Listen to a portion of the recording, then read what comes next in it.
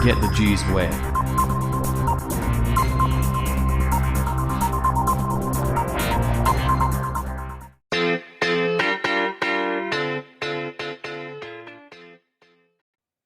नमस्कार दोस्तों, स्वागत है आपका हमारे YouTube चैनल द जीएस वे में। हम लोग करा रहे हैं दोस्तों RRB group D NTPC CBT 2 की तैयारी। इसमें हम लोग प्रैक्टिस सेट 17वें की बात करेंगे दोस्तों। मोस्ट एक्सपेक्टेड क्वेश्चन जीके और साइंस की पूरी तैयारी हमारे चैनल द जीएस वे में हम लोग करा रहे हैं दोस्तों। अगर दोस्तों अभी तक आपने चैनल को सब्सक्राइब नहीं किया है तो प्लीज़ चैनल को ज़रूर सब्सक्राइब कर लें।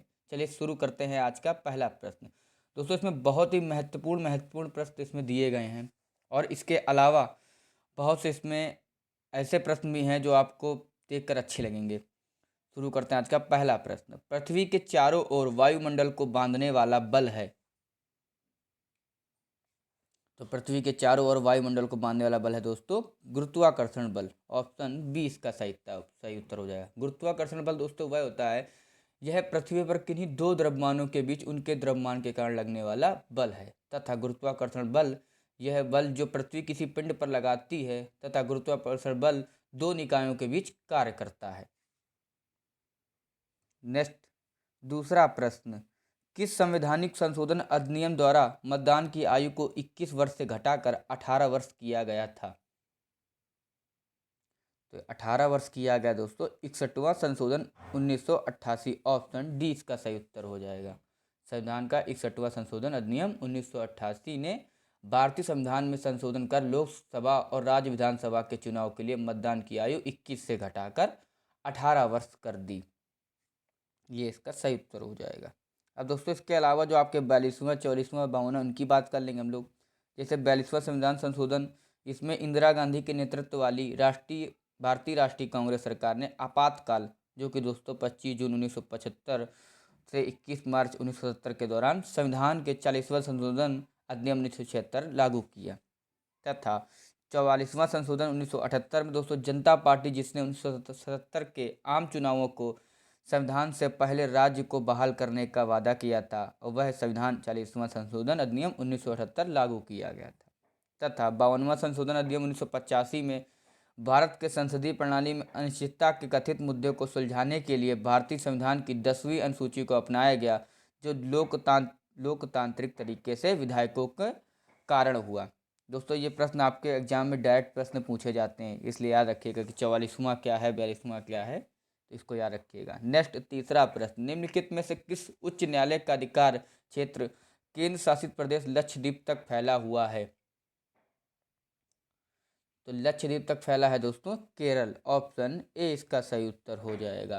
केरल के उच्च न्यायालय का दोस्तों लक्षद्वीप पर अधिकार क्षेत्र है। एक दोस्तों मुंसिफ कोर्ट एंड्रोथ में स्थित है, और इसके बाद कवारत्ती द्वीप, एंड्रोथ, मिनिकॉय और कल्पेनी पर अधिकार क्षेत्र है केरल का। याद रखिएगा, इंपॉर्टेंट प्रश्न है बहुत ही। दोस्तों केरल की बात हुई तो केरल की राजधानी तिरुवनंतपुरम। मुख्यमंत्री दोस्तों पी विजयन, राज्यपाल हैं दोस्तों आरिफ मोहम्मद खान। अब इसके अलावा दोस्तों बात कर लेंगे जो अपने भारत में कहाँ कहाँ पे दोस्तों उच्च न्यायालय में, जो मतलब 3 से 4 राज्यों या फिर केंद्र शासित प्रदेशों को मतलब एक उसमें है उच्च न्यायालय, उनकी बात कर लेंगे। जैसे कि बॉम्बे उच्च न्यायालय दोस्तों, ये बॉम्बे उच्च न्यायालय का क्षेत्राधिकार गोवा और महाराष्ट्र राज्यों के साथ साथ दादर और नगर हवेली और दमन और दीव के केंद्र शासित प्रदेशों तक फैला हुआ है। याद रखिएगा, आप देख सकते हैं, आपसे पूछ सकता है कि दादर और नगर हवेली और दमन और दीव केंद्र शासित प्रदेश मतलब किस में आते हैं, तो वो दोस्तों बॉम्बे उच्च न्यायालय के अंतर्गत आते हैं। कलकत्ता उच्च न्यायालय की बात कर लेंगे दोस्तों, पश्चिम बंगाल और केंद्र शासित प्रदेश अंडमान निकोबार द्वीप समूह कलकत्ता उच्च न्यायालय के अधिकार क्षेत्र में आता है। मद्रास उच्च न्यायालय की बात कर लेंगे तो तमिलनाडु और केंद्र शासित प्रदेश पुडुचेरी उच्च न्यायालय के अधिकार क्षेत्र में है। और गुवाहाटी उच्च न्यायालय की बात कर लेंगे दोस्तों, तो इसमें असम, अरुणाचल प्रदेश, मिजोरम और नागालैंड, ये 4 राज्य हैं जिन पर उच्च न्यायालय का अधिकार क्षेत्र है। यह दोस्तों गुवाहाटी के अंतर्गत आते हैं आपके चारों राज्य। केरला की बात हो ही गई दोस्तों कि केरल और लक्षद्वीप केंद्र शासित प्रदेश उच्च न्यायालय के अधिकार क्षेत्र में। अब पंजाब और हरियाणा की बात कर लेंगे उच्च न्यायालय, तो ये पंजाब और हरियाणा साथ ही केंद्र शासित प्रदेश चंडीगढ़ उच्च न्यायालय के अधिकार क्षेत्र में आते हैं। ये दोस्तों आपका पंजाब में हो जाएगा। अब दोस्तों लक्षद्वीप की बात करें, लक्षद्वीप का गठन दोस्तों 1 नवंबर 1956 को हुआ था, और राजधानी दोस्तों कवरत्ती सरकार, मतलब कवरत्ती है, सरकार नहीं होगा दोस्तों, इसमें कवरत्ती हो जाएगा। और ये दोस्तों प्रशासक हैं दोस्तों प्रफुल्ल खोड़ा पटेल। सांसद हैं यहाँ के दोस्तों मोहम्मद फैजल पीपी यानी एनसीपी से दोस्तों। नेक्स्ट चौथा प्रश्न, भारतीय खेल प्राधिकरण का मुख्यालय स्थित है।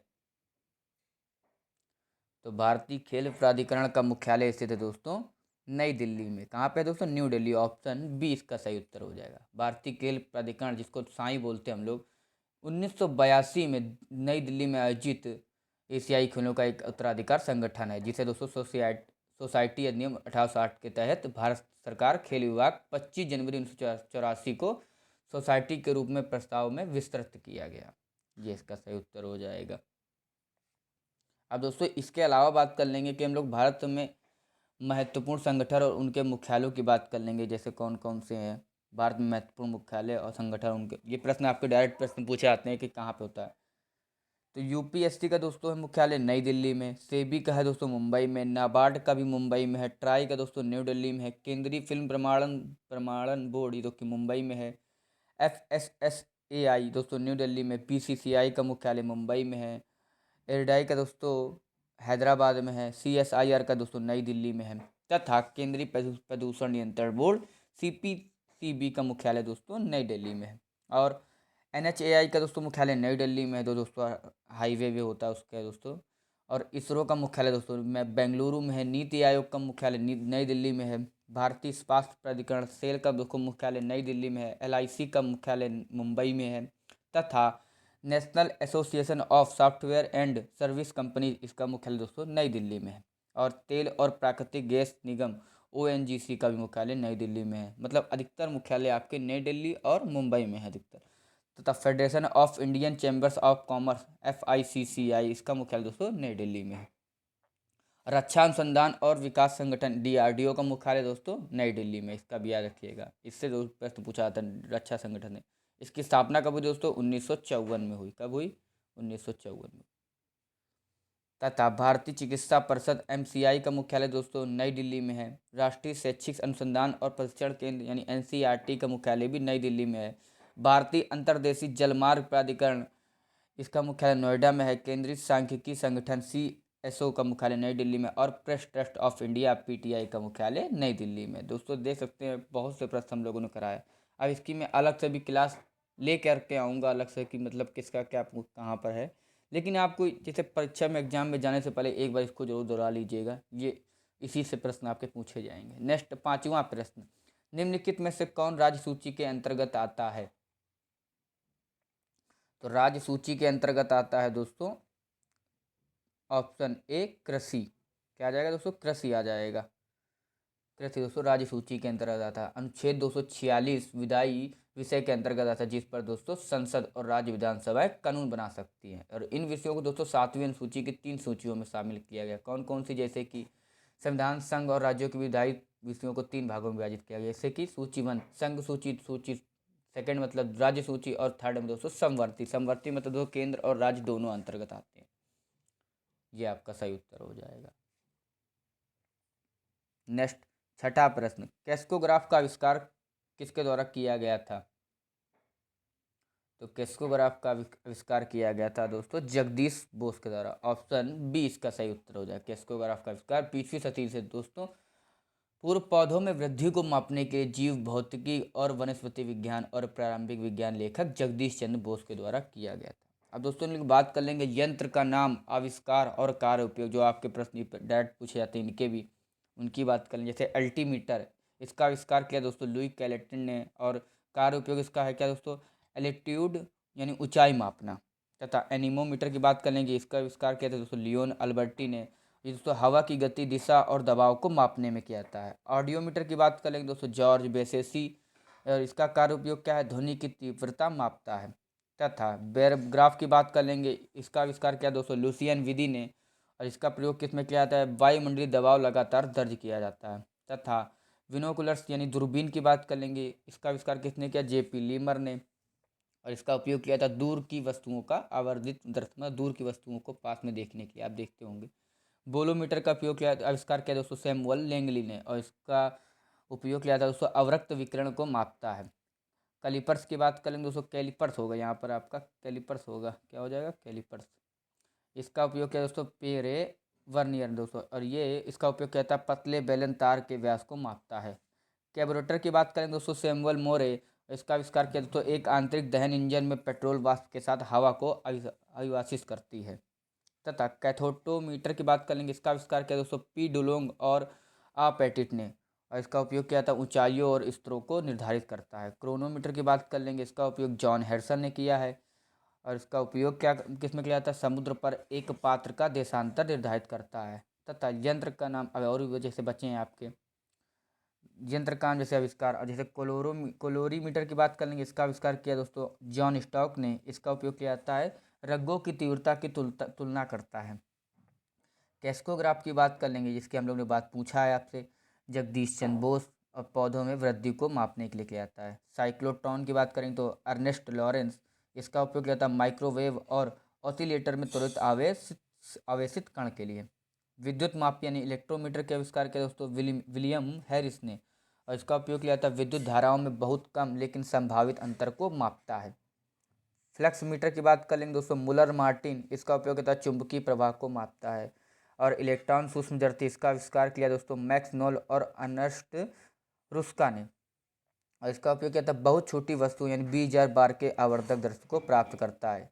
डिलेटोमीटर की बात करें दोस्तों, अब्बे और फिजू, इन्होंने किया था दोस्तों आविष्कार, और उपयोग किया दोस्तों किया था दोस्तों पदार्थों के आयतन में परिवर्तन। अब इतने दोस्तों और बचे। ग्रामोफोन की बात कर लेंगे, इसका आविष्कार किया दोस्तों एडवर्ड मार्टिन विले ने, और इसका उपयोग किया था दोस्तों रिकॉर्डेड साउंड यानी अभिलेखबद्ध ध्वनि को पुनः प्रस्तुत करने के लिए। कंप्यूटर की बात कर लेंगे तो इसका उपयोग आविष्कार किया दोस्तों विलियम स्टर्जन ने, और इसका उपयोग किया था जनरेटर विद्युत प्रवाह की दिशा को उलटने के लिए किया जाता है। सिनेमेटोग्राफी की बात कर लेंगे, इसका आविष्कार किया दोस्तों अगस्टे ल्यूमियर ने, और इसका उपयोग किया जाता है स्क्रीन पर तस्वीरें चित्रित करने के लिए। दोस्तों आप लोग देख सकते हैं हम लोग कितनी मेहनत करते हैं आप सभी के लिए, ऐसे ऐसे प्रश्न छाँट छाँट के निकाल करके आपके लिए लेके आते हैं। आप देख सकते हैं कि मतलब देखने में आप कितना लगता है कि कोई तुरंत तो बन नहीं जाते हैं प्रश्न, और ऐसा भी नहीं कि कुछ भी आपको हम लोग पढ़ा देते हैं। बस खाली आपसे यही रिक्वेस्ट है कि जितना हो सके बस चैनल को सब्सक्राइब करें, खुद करें, अपने दोस्तों से कराएं, बस इतना ही आपसे कह सकता हूँ। नेक्स्ट, और जो भी हम लोग कराएंगे दोस्तों सब परीक्षाओं में पूछे गए प्रश्न हैं, ये सब पूछे गए प्रश्न हैं या फिर आपसे पूछे जाएंगे, इतना याद रख लीजिएगा। नेक्स्ट 7वां प्रश्न, राष्ट्रीय हरित न्यायाधिकरण किस प्रकार का निकाय है? तो राष्ट्रीय हरित न्यायाधिकरण दोस्तों है संवैधानिक ना कि अर्ध न्यायिक या फिर वैधानिक, तो ये है दोस्तों दूसरा और तीसरा, यानी कि अर्धन्यायिक और वैधानिक। ऑप्शन डी इसका सही उत्तर हो जाएगा। क्या हो जाएगा? ऑप्शन डी इसका सही उत्तर हो जाएगा। राष्ट्रीय हरित न्यायिकरण दोस्तों, इसका गठन कब हुआ था? इसका गठन हुआ था 18 अक्टूबर, कब हुआ था? 18 अक्टूबर 2010 को हुआ था। कब हुआ था? 18 अक्टूबर 2010 को हुआ था। और ये राष्ट्रीय हरित न्यायाधिकरण अधिनियम 2010 के तहत गठित एक वैधानिक निकाय है। और ये दोस्तों भारतीय अनुच्छेद संविधान के अनुच्छेद 21 से संबंधित है। किससे संबंधित है? अनुच्छेद आर्टिकल, याद रखिएगा, 21 से संबंधित है। और इसका मुख्यालय कहाँ पे? इसका मुख्यालय दोस्तों न्यू दिल्ली में है। नेक्स्ट 8वां प्रश्न, डिबलिंग शब्द निम्नलिखित में से किस खेल से संबंधित है? तो डिबलिंग शब्द दोस्तों ये है बास्केटबॉल, ऑप्शन सी इसका सही उत्तर हो जाएगा। बास्केटबॉल से संबंधित है डिबलिंग। दोस्तों एक बास्केटबॉल टीम में कुल कितने खिलाड़ी होते हैं? दोस्तों 5 खिलाड़ी होते हैं। कितने खिलाड़ी होते हैं? 5 खिलाड़ी टीम में। और बास्केटबॉल के कुछ अन्य शब्द जैसे कि याद कर लीजिए, जैसे फ्री थ्रो, ले अप शॉट, पर्सनल फाउल, ये दोस्तों बास्केटबॉल में आते हैं। तथा जो आपका वॉलीबॉल लिखा है इसमें बात कर लेंगे तो वॉलीबॉल में कुछ शब्द हो जाएंगे जैसे स्मैश, पेनेट्रेशन, लिब्रो और साइड आर्म, ये दोस्तों वॉलीबॉल में प्रयोग किए जाते हैं। तथा क्रिकेट में मैंने कल आपको बताया दिया था, जबकि क्रिकेट में आपका leg bye, cover drive, blade cut, hook, glance, stroke, shot, pull, single, follow through, run, ये सब मतलब इसमें पूछे जाते हैं क्रिकेट में। नेक्स्ट 9वां प्रश्न, मवेशियों को दिए जाने वाला कौन सा दर्द निवारक भारत में गिद्धों के विलुप्त होने के लिए जिम्मेदार है? तो गिद्धों के विलुप्त होने के लिए जिम्मेदार है, तो और मवेशियों को दिए जाने वाला दर्द है दोस्तों हो जाएगा डाइक्लोफेनाक। क्या हो जाएगा? डाइक्लोफेनाक, ऑप्शन सी इसका सही उत्तर हो जाएगा। डाइक्लोफेनाक दोस्तों एक सूजन रोधी दवा है जिसका इस्तेमाल किसानों द्वारा मवेशियों के दर्द को कम करने के लिए किया जाता था। दोस्तों ये एक छोटी खुराक में भी गिद्धों के लिए विषाक्त मतलब बहुत ही जहरीला है, जिससे गुर्दे की विफलता होती है। और इससे पक्षियों के रक्त में यूरिक एसिड जमा हो जाता है और उनके आंतरिक अंगों के चारों ओर क्रिस्टलीकरण हो जाता है और एक स्थिति है जिसे आंत का गाउट कहा जाता है। और दोस्तों इसी को 11 मार्च 2006 को भारत में पशु चिकित्सा के लिए दवा पर प्रतिबंध लगा दिया गया था इसी के। नेक्स्ट 10वां प्रश्न, पूर्ण स्वराज्य का प्रस्ताव किस वर्ष पारित किया गया था? तो पूर्ण स्वराज का प्रस्ताव पारित किया गया था कांग्रेस के लाहौर अधिवेशन में 1929 में। कब किया गया दोस्तों? भारतीय राष्ट्रीय कांग्रेस ने 19 दिसंबर 1929 को, याद रखिएगा 19 दिसंबर 1929 को ऐतिहासिक पूर्ण स्वराज यानी पूरी स्वतंत्रता कुल और प्रस्ताव क्या था अपने लाहौर अधिवेशन में किया था। और जवाहरलाल नेहरू दिसंबर 1929 में लाहौर शहर में इसके अध्यक्ष थे, भारतीय राष्ट्रीय कांग्रेस के अध्यक्ष थे। नेक्स्ट 11वां प्रश्न, अकबर महान के दरबारी सदस्य बीरबल का वास्तविक नाम क्या था? तो अकबर के दरबारी कवि थे दोस्तों, इनका वास्तविक नाम था दोस्तों महेश दास। क्या था दोस्तों? महेश दास। ऑप्शन बी इसका सही उत्तर। बीरबल का असली नाम महेश दास। और बीरबल दोस्तों बहुत ही मतलब ज्ञानी, बुद्धिमानी और होशियार व्यक्ति था तथा महेश दास दोस्तों इनकी बात कर लेंगे बीरबल की, एक कुशल कवि थे और अपने करिश्माई बुद्धि और हास्य के लिए जाने जाते थे। और बीरबल ने उन्हें दोस्तों बीरबल की उपाधि, बादशाह ने दोस्तों उन्हें बीरबल की उपाधि से सम्मानित किया। नेक्स्ट 12वां प्रश्न, बगदाद किस देश की राजधानी है? तो बगदाद राजधानी दोस्तों इराक की। किसकी है? ऑप्शन सी इराक की, ये इसका सही उत्तर होगा। अब थाईलैंड की बात हो, थाईलैंड की राजधानी क्या है? बैंकॉक। सोमालिया की राजधानी क्या है? मोगादिशु। क्या है दोस्तों? मोगादिशु। और मंगोलिया की क्या है दोस्तों? उलान बटोर। क्या हो जाएगी? उलान बटोर। ये मंगोलिया की हो जाएगी। नेक्स्ट 13वां प्रश्न, 1947 में मरणोपरांत परमवीर चक्र से सम्मानित मेजर सोमनाथ शर्मा किससे संबंधित थे? तो मरणोपरांत परमवीर चक्र से सम्मानित मेजर सोमनाथ शर्मा जो कि दोस्तों कुमाऊं रेजिमेंट से संबंधित है। ऑप्शन डी इसका सही उत्तर हो जाएगा। ये इसका सही उत्तर हो जाएगा, कुमाऊं रेजिमेंट। नेक्स्ट 14वां प्रश्न, केंद्रीय कोयला मंत्री कौन है? तो केंद्रीय कोयला मंत्री दोस्तों प्रहलाद जोशी। ऑप्शन सी इसका सही उत्तर हो जाएगा। क्या हो जाएगा दोस्तों? प्रहलाद जोशी। और मुख्तार अब्बास नकवी कौन दोस्तों? ये अल्पसंख्यक मामलों के मंत्री हैं। और धर्मेंद्र प्रधान दोस्तों केंद्रीय शिक्षा मंत्री हैं। नेक्स्ट 15वां प्रश्न, भारत में अंग्रेजी शिक्षा का मैग्ना कार्टा माना जाता था। तो दोस्तों भारत में अंग्रेजी शिक्षा का मैग्ना कार्टा माना जाता था Wood's despatch on education 1854। Option C इसका सही उत्तर हो जाएगा। क्या हो जाएगा? वुड डिस्पैच को भारत में अंग्रेजी शिक्षा का मैग्ना कार्टा माना जाता है दोस्तों। Charles Wood east India company के बोर्ड ऑफ कंट्रोल के अध्यक्ष थे। ये इसका सही उत्तर हो जाएगा। नेक्स्ट 16वां प्रश्न, निम्नलिखित में से किस उपकरण में घोड़े के बाल से बने तार हैं? तो उपकरण में घोड़े के बाल से बने तार हैं दोस्तों चिंकारा। ऑप्शन बी इसका सही उत्तर। चिंकारा के तार दोस्तों घोड़े के बाल से बने हैं। और चिंकारा दोस्तों एक धनुषाकार तार वाला यंत्र है। इसके दोस्तों 3 तार, 2 घोड़े के, एक स्टील है। और ये मध्य प्रदेश और राजस्थान में पाए जाने वाला एक स्थानीय उपकरण है। ये इसका सही उत्तर हो जाएगा।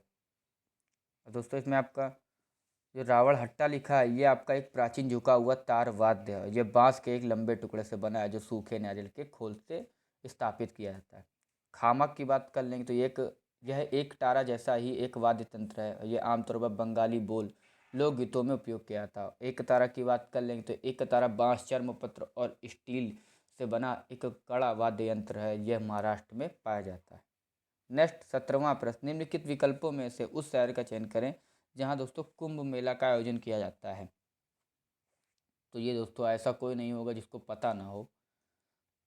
तो कुंभ मेला दोस्तों किया जाता है हर यहाँ इसमें से प्रयागराज में। ऑप्शन डी इसका सही उत्तर है दोस्तों। इलाहाबाद कुंभ मेला यानी प्रयागराज कुंभ मेला हर साल दोस्तों 12 साल में प्रयागराज भारत में आयोजित किया जाता है। और कुंभ मेला हिंदू धर्म में एक प्रमुख तीर्थ और त्यौहार है दोस्तों। इसमें मानता है कि त्यौहार पानी में अनुष्ठान डुबकी गंगा में लगा अंकित किया था। लेकिन यह कई मेलों, शिक्षा संतों द्वारा धार्मिक प्रवचनों, भिक्षुओं के सामूहिक भोजन या फिर गरीबों के साथ जनसंख्या व्यापार का उत्सव भी है।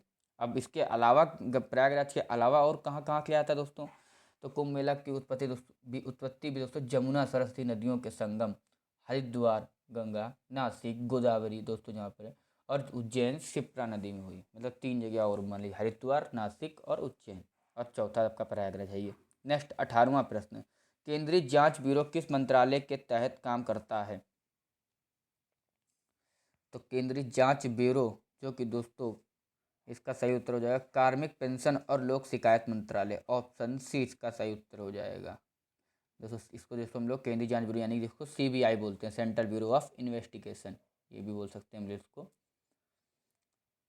दोस्तों यह है केंद्रीय जांच ब्यूरो, भारत में एक प्रमुख जांच एजेंसी है। ये भारत सरकार के कार्मिक पेंशन और लोक शिकायत मंत्रालय के देखरेख में संचालित होती है। दोस्तों ये भ्रष्टाचार निरोधक अधिनियम के तहत अपराधों की जांच करने में भी मामले में इसका अधीक्षण केंद्रीय सतर्कता आयोग के साथ रहता है। आपसे ये भी पूछ सकता है कि केंद्रीय सतर्कता आयोग के साथ, मतलब प्रश्न में आपको ये भी दे सकता है केंद्रीय सतर्कता आयोग, तो याद रखिएगा ये तो याद रखना, कार्मिक पेंशन और लोक शिकायत मंत्रालय, और इसके अधीक्षण में मतलब इसका अधीक्षण किसके अंतर्गत आता है दोस्तों, तो केंद्रीय सतर्कता आयोग के अंतर्गत आता है। नेक्स्ट 19वां प्रश्न, सर सैयद अहमद खान ने नाइटहुड अर्जित की थी?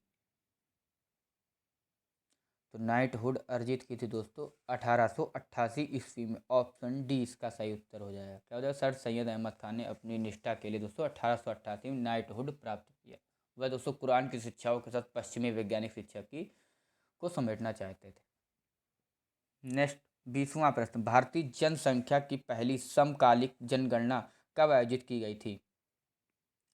तो भारतीय जनसंख्या की पहली समकालिक जनगणना आयोजित की गई थी 1881 में। कब की गई थी? 1881, ऑप्शन बी इसका सही उत्तर हो जाएगा। इसे दोस्तों 17 फरवरी 1881 को WC प्लावन भारत के जनगणना आयोग द्वारा ब्रिटिश शासन के अधीन रखा गया था। नेक्स्ट 21वां प्रश्न, यदि फोकल लंबाई 10 सेंटीमीटर का अवतल दर्पण पानी में डूब जाता है तो इसकी फोकल लंबाई होगी? दोस्तों फोकल नहीं होगा यहाँ पर, हमारे हिसाब से दोस्तों यहाँ पर फोकस होगा। गलत लिखा दोस्तों, कभी कभी दोस्तों मिस्टेक हो जाती, फोकस लंबाई हो जाए। क्या होता है, यदि फोकस लंबाई, कभी कभी दोस्तों क्या कर सकते, कभी कभी मिस्टेक हो ही जाती है सभी से। यदि फोकस लंबाई 10 सेंटीमीटर का अवतल दर्पण पानी में डूब जाता है तो इसकी लंबाई क्या होगी? तो इसकी लंबाई दोस्तों अपरिवर्तित रहती है, ऑप्शन सी इसका सही उत्तर क्या हो जाएगा, अपरिवर्तित रहती है। दोस्तों इसका कारण यह है कि दर्पण का गुण अर्थात दर्पण की फोकस दूरी उस बाहरी माध्यम पर निर्भर नहीं करती जिसमें वह रखा गया है। लेंस के लिए दोस्तों अपवर्तन तब होता है जब लेंस पानी में डूब जाता है, चूंकि पानी के लिए अपवर्तनांक का मान हवा की तुलना में कम होता है, इसलिए उसकी फोकल लंबाई बढ़ जाती है, फोकस लंबाई बढ़ जाती है। नेक्स्ट 22वां प्रश्न, पोक्कली धान जो समाचारों में था ये दोस्तों, यह निम्नलिखित में से किस भारतीय राज्य से संबंधित है? तो पोक्कली धान जो समाचारों में था ये दोस्तों केरला से संबंधित है, केरला राज्य से संबंधित है, ऑप्शन सी इसका सही उत्तर हो जाएगा। दोस्तों इसमें आपका हो जाएगा दोस्तों, ये समाचार में क्यों दोस्तों, पश्चिम बंगाल में किसान पोक्कली किस्म के चावल का प्रयोग कर रहे थे। और इसमें अरे बहुत मतलब लंबा बन जाएगा प्रश्न, इसलिए इसको छोड़िए, बस इतना ही रखिए कि केरला याद रखिए। नेक्स्ट 23वां प्रश्न, निम्नलिखित में से कौन सा एक असहजीवी नाइट्रोजन स्थिरीकरण बैक्टीरिया है? तो असहजीवी नाइट्रोजन स्थिरीकरण बैक्टीरिया है दोस्तों एजेटोबैक्टर। क्या हो जाएगा दोस्तों, एजेटोबैक्टर, ऑप्शन डी इसका सही उत्तर हो जाएगा। अब दोस्तों नाइट्रोजन स्थिरीकरण पहले हम लोग बात कर लेंगे क्या होता है, कि वायुमंडलीय नाइट्रोजन को नाइट्रेट में बदलना ताकि पौधों द्वारा इसका उपयोग किया जा सके और नाइट्रोजन स्थिरीकरण कहलाता है। अब एजेटोबैक्टर की बात करें दोस्तों, यह एक असहजीवी नाइट्रोजन स्थिरीकरण बैक्टीरिया है। ये दोस्तों ग्राम ऋणात्मक एरोबिक मुक्त जीवित मिट्टी के रोगाणु है जो नाइट्रोजन चक्र में एक महत्वपूर्ण भूमिका निभाते हैं। नेक्स्ट 24वां प्रश्न, मानव फेफड़ों में कितने भाग पाए जाते हैं? तो मानव फेफड़े में भाग पाए जाते हैं दोस्तों 5। कितने पाए जाते हैं? 5, ऑप्शन सी इसका सही उत्तर हो जाएगा। अब दोस्तों इसमें बहुत पाँच, अब पाँचों की बात कर लेंगे तो हम खाली मतलब इसके नाम बता देंगे, जैसे खाली ऊपरी भाग, मध्यस्थ भाग, निचला भाग, ऊपरी भाग। मतलब ऊपरी भाग एक हो जाएगा दाएं फेफड़े में, और एक हो जाएगा मध्यस्थ भाग, ये भी दाएं फेफड़े में, और निचला भाग दोस्तों दाएं फेफड़े में, और ऊपरी भाग बाएं फेफड़े में, और निचला भाग बाएं फेफड़े में। मतलब इसमें आपको ऊपर नीचे करके ही वो पांचों प्रकार से आपको मानव फेफड़े में बना देता है। तो अब इसको अलग से आप गूगल कर लीजिए या फिर मैं अलग से कोई क्लास बना करके आपको बता दूंगा। नेक्स्ट 25वां प्रश्न, टेरिडोफाइट की अभिलक्षणिक विशेषता है। तो टेरिडोफाइट की अभिलक्षणिक विशेषता दोस्तों ऑप्शन डी उपरोक्त सभी, एक संवहनी प्रणाली की उपस्थिति, पुष्पों की अनुपस्थिति और फलों की अनुपस्थिति। ऑप्शन तीनों ही ऊपर के सही है दोस्तों, ये इसका सही उत्तर हो जाएगा। नेक्स्ट 26वां प्रश्न, निम्नलिखित में से कौन टिंडल प्रभाव दिखाएगा। तो टिंडल प्रभाव दिखाएगा दोस्तों स्टार्च का घोल। ऑप्शन ए इसका सही उत्तर है। क्या हो जाएगा दोस्तों, स्टार्च का घोल। टिंडल प्रभाव दोस्तों वह तंत्र है जिसमें एक कोलाइड के कण प्रकाश की किरणों को बिखेरते हैं जो उन पर निर्देशित होती हैं। तो सभी कोलाइडी घोल और कुछ बहुत ही बढ़िया निलंबन इस प्रभाव को प्रदर्शित करते हैं। अब टिंडल प्रभाव के उदाहरण की बात कर लें दोस्तों, जैसे दूध एक कोलाइड बनाता है जिसमें वसा और प्रोटीन ग्लोबुलस होते हैं। जब एक गिलास दूध पर प्रकाश किरण निर्देशित होती है तो प्रकाश फैल जाता है और यह टिंडल प्रभाव का एक उत्तम वर्णन है। अब दोस्तों टिंडल प्रभाव आंख के नीले रंग के लिए जिम्मेदार है। याद रखिएगा, टिंडल प्रभाव आंख के नीले रंग के लिए जिम्मेदार है। आपसे पूछ सकता है कि टिंडल प्रभाव से कौन से रंग आंख के कौन से रंग के लिए जिम्मेदार है। दोस्तों आंख के नीले रंग के लिए जिम्मेदार। और नेक्स्ट 27वां प्रश्न, भारत के किस राज्य में सुबनसिरी जल विद्युत परियोजना स्थित है। तो भारत के दोस्तों असम राज्य में। ऑप्शन बी इसका सही उत्तर हो जाएगा, असम राज्य में सुबनसिरी जल विद्युत परियोजना स्थित है, ये इसका सही उत्तर हो जाएगा। नेक्स्ट 28वां प्रश्न, गोली चलाने से पहले गोली और बंदूक का संवेग क्या होता है। तो गोली चलाने से पहले गोली और बंदूक का संवेग होता है दोस्तों ऑप्शन ए, गोली चलाने से पहले गोली और बंदूक संवेग शून्य होगा। ये आपका ये में लग रहा है 2 बार लिख दिए, गोली चलाने से पहले, ये भी हटा देंगे हम लोग। आप करिए, गोली चलाने से पहले गोली और बंदूक का संवेग शून्य होगा, ये इसका सही उत्तर हो जाएगा दोस्तों। अब इसमें क्यों ऐसे होता है, गोली चलाने से पहले बंदूक और गोली दोनों विश्राम की स्थिति में होते हैं, विश्राम की स्थिति में होते हैं। किसकी स्थिति मतलब विश्राम की स्थिति, मतलब ठहरे होते हैं बिल्कुल। इसलिए बंदूक और गोली के क्षणिक एमवी दोनों शून्य होते हैं। इसलिए गोली चलाए जाने से पहले सिस्टम का कुल संवेग शून्य होगा। अब संवेग की बात कर लेंगे। संवेग दोस्तों यह एक गतिशील निकाय का गुण है और इसे निकाय के द्रव्यमान और वेग के गुणनफल के रूप में परिभाषित किया गया है। और इसका एसआई इकाई है दोस्तों kilogram metre upon second. Next 29वां प्रश्न, सिल्वर वेयर किसकी उत्पत्ति के कारण एक समय पश्चात काला हो जाता है। तो सिल्वर वेयर दोस्तों यह है चांदी पर सल्फाइड लेप। क्या होता है, चांदी पर सल्फाइड लेप की उत्पत्ति के कारण एक समय पश्चात काला हो जाता है। ऑप्शन बी इसका सही उत्तर हो जाएगा। नेक्स्ट 30वां प्रश्न, हाथी किस भारतीय राजनीतिक दल का प्रतीक है। तो हाथी दोस्तों ये हो जाएगा Bahujan Samaj party. Option C इसका सही उत्तर हो जाएगा। क्या हो जाएगा, बहुजन समाज पार्टी की स्थापना दोस्तों 1984 में काशीराम ने की थी। किसने की थी दोस्तों, 1984 में काशीराम ने की थी। और अब मायावती इस पार्टी की प्रमुख नेता है, मतलब राष्ट्रीय अध्यक्ष हैं इसकी। और उत्तर प्रदेश में दोस्तों बसपा इसका मुख्य आधार है और ये 2019 के भारतीय आम चुनाव में दूसरी सबसे बड़ी पार्टी थी उत्तर प्रदेश में। अब राष्ट्रीय कांग्रेस पार्टी की बात करें तो इसकी स्थापना दोस्तों 1885 में ए.ओ. ह्यूम ने की थी और इसका प्रतीक दोस्तों एक खुले हाथ की तस्वीर है, मतलब पंजा जिसको बोलते हैं हम लोग। अब एक और दोस्तों याद रखिएगा, भारतीय जनता पार्टी। भारतीय जनता, ये तो सभी को पता होगा, ऐसा कोई आज के ज़माने में नहीं होगा जिसको पता ना। भारतीय जनता पार्टी बीजेपी जिसको बोलते हैं, इसकी स्थापना 6 अप्रैल 1980 को हुई थी। इसका प्रतीक है दोस्तों कमल। और राष्ट्रीय जनता दल की बात कर लेंगे, ये तो एक बिहार राज्य आधारित पार्टी। इसकी स्थापना 1997 में लालू प्रसाद यादव ने की थी। इसका प्रतीक लालटेन है। भारतीय कम्युनिस्ट पार्टी की बात कर लेंगे तो इस गठन इसका हुआ था 26 दिसंबर 1925 को कानपुर में हुआ था। और दोस्तों इसका सीपीआई का इसका प्रतीक है दोस्तों हथौड़ा और हंसिया। नेक्स्ट 31वां प्रश्न, किसी खाद्य श्रृंखला में क्रमिक रूप से उच्च स्तर पर एक जीव विष टॉक्सिन की सांद्रता है। तो ये हो जाएगा दोस्तों जैव आवर्धन। क्या हो जाएगा दोस्तों, जैव आवर्धन। जैव आवर्धन खाद्य जलों में संदूषकों का पौष्टिक संवर्धन और जीवों की पौष्टिक स्थिति में वृद्धि के साथ रासायनिक सांद्रता में वृद्धि है। नेक्स्ट 32वां प्रश्न, अनस्टेटेड मसल्स में पाए जाते हैं। तो अनस्टेटेड मसल्स में पाया जाता है दोस्तों नसों, धमनियों और गर्भाशय, उपरोक्त के सभी यानी ऊपर के सभी। ऑप्शन सी इसका सही, डी इसका सही उत्तर हो जाएगा। नेक्स्ट 33वां प्रश्न, मधुमेह का इलाज करने के लिए इस्तेमाल किए जाने वाला हार्मोन इंसुलिन का आविष्कार किसने किया था। तो मधुमेह का इलाज करने के लिए इस्तेमाल किए जाने वाला हार्मोन इंसुलिन का आविष्कार किया दोस्तों फ्रेडरिक बेंटिंग ने। किसने किया था? फ्रेडरिक बेंटिंग ने। ऑप्शन ए इसका सही उत्तर हो जाएगा। दोस्तों आई होप आपको वीडियो अच्छी लगी हो। अगर अच्छी लगे तो उसको लाइक करें, कमेंट करें एंड प्लीज़ चैनल को सब्सक्राइब करें। अगर दोस्तों उसमें कोई चीज़ भी गलत लगी हो आपको तो आप कमेंट सेक्शन में बता सकते हैं, उसको हम लोग सुधारने का प्रयास करेंगे। धन्यवाद।